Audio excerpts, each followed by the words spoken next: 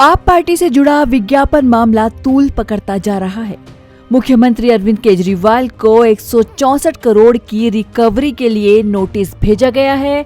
ये नोटिस दिल्ली सरकार के सचिव ने भेजा है।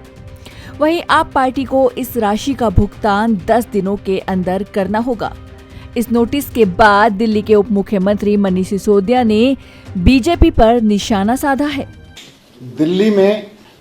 दिल्ली सरकार में जो अफसर काम करते हैं उनके ऊपर भारतीय जनता पार्टी ने केंद्र सरकार के माध्यम से पिछले 7 साल से अवैध नियंत्रण कर रखा है, असंवैधानिक नियंत्रण कर रखा है। और बीजेपी लगातार इस असंवैधानिक कब्जे का, अफसरों के ऊपर इस असंवैधानिक कब्जे का दुरुपयोग करती रही है। किस तरह से दिल्ली सरकार के अफसरों का भारतीय जनता पार्टी अपने राजनीतिक हित के लिए दुरुपयोग करती रही है, इसका एक उदाहरण कल एक नोटिस के रूप में मिलता है। ये नोटिस दिल्ली के सूचना विभाग की आईएएस अधिकारी सचिव श्रीमती एलिस वास जी ने जारी किया है, अरविंद केजरीवाल जी के नाम। दिल्ली सरकार के सूचना विभाग की आईएएस अधिकारी एलिस वास जी ने अरविंद केजरीवाल जी को नोटिस दिया है, मुख्यमंत्री जी को। उन्होंने लिखा है कि 2016-17 के आसपास दिल्ली सरकार ने जो दिल्ली के बाहर विज्ञापन दिए थे उनकी वसूली अरविंद केजरीवाल जी से की जाएगी, 163 करोड़ रुपए की वसूली। और एलिस वास जी ने अरविंद केजरीवाल जी को धमकी दी है कानूनी रूप से कि आप ये 163 करोड़ रुपए जमा करो, 10 दिन के अंदर जमा करो, नहीं तो आपके ऊपर failing which further necessary action as per law will be taken in this matter. सूचना विभाग की आईएएस अधिकारी एलिस वास जी भारतीय जनता पार्टी के कहने पर अरविंद केजरीवाल जी को धमकी दे रही है कि 10 दिन के अंदर अंदर 163 करोड़ रुपए जमा करो, नहीं तो आपके खिलाफ कार्रवाई की जाएगी। यह बात एलिस वास जी की नहीं है, यह किसी आईएएस अधिकारी की नहीं है।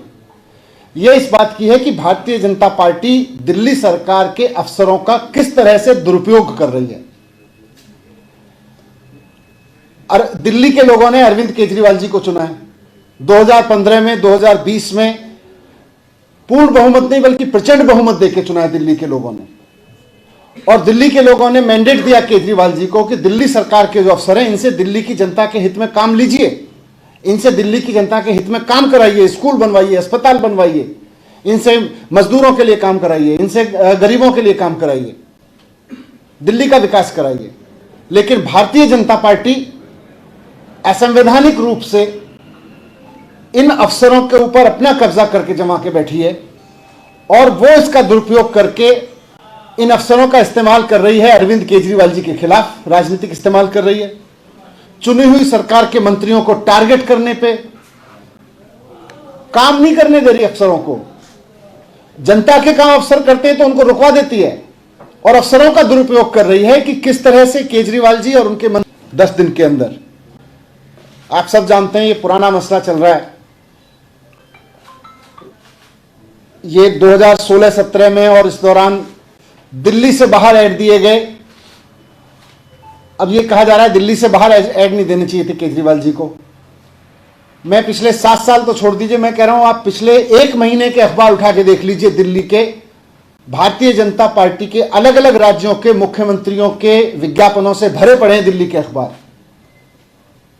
मध्य प्रदेश से लेके, उत्तराखंड से लेके, हिमाचल, उत्तर प्रदेश, हर जगह के कांग्रेस के भी मुख्यमंत्रियों के आपको दिल्ली के अखबारों में खूब ऐड मिलेंगे। भारतीय जनता पार्टी के देश भर के मुख्यमंत्रियों के आपको दिल्ली के अखबारों में ऐड मिलेंगे। अगर गलत है तो वो वहां के मुख्यमंत्रियों से वसूलेगी भारतीय जनता। बता दें, एक तरफ मेयर चुनाव को लेकर बीजेपी और आप में घमासान जारी है, वहीं दूसरा मुद्दा रिकवरी नोटिस को लेकर भी शुरू हो गया है। Bureau report, Navodaya times, Delhi.